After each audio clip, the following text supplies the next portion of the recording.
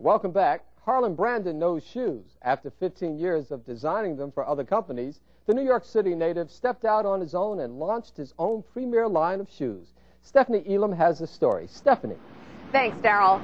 Harlan Brandon is the first African-American to have a shoe collection in a major department store. Quite a feat, but of course, Brandon is taking it in stride. There's never been an African-American owned footwear company, owned and operated, women's or men's, for you to have an opportunity to buy from. That has never existed before. So what we're doing is something that is absolutely groundbreaking. You're watching Fox and Friends Weekend Edition. These are Harlan Brandon shoes. Harlan Brandon is an African-American shoe designer.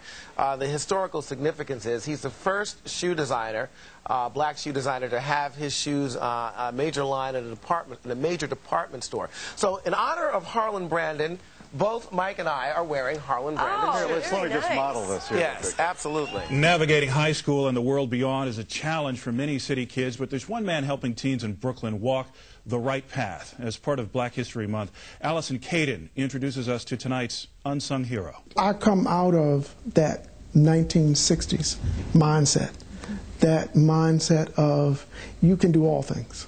Brandon is the founder and designer of his namesake company, Harlan Brandon Footwear. He creates dress shoes targeted to people just like himself, business-minded African-American men. That tells me that I can make it, that all of us can make it, that we could do something instead of just hang out on the corner. My job is to give them another perspective.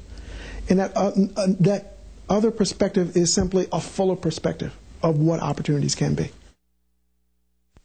It's been a long road. We are, as well as Macy's, committed to the growth of this business, and we look forward to building together. A unique line of designer men's shoes is stepping into success at stores like Macy's, all part of what's described as the first minority-owned men's shoe line sold at a major department store, Harlan Brandon Footwear. I have worked for another footwear company. That footwear company, we were doing $70 million. And it was 90% minority business that we generated. It came to a point where I said, we're doing $90 million. 4 years later, we're doing $700 million, and it was basically minority dollars. I said, this is something, wait a minute, I can do this. My father pushed push carts up and down the street here selling clothing 35 years ago. For me, that is something that inspires me greatly. That you can have, that my father could see his son on 7th Avenue,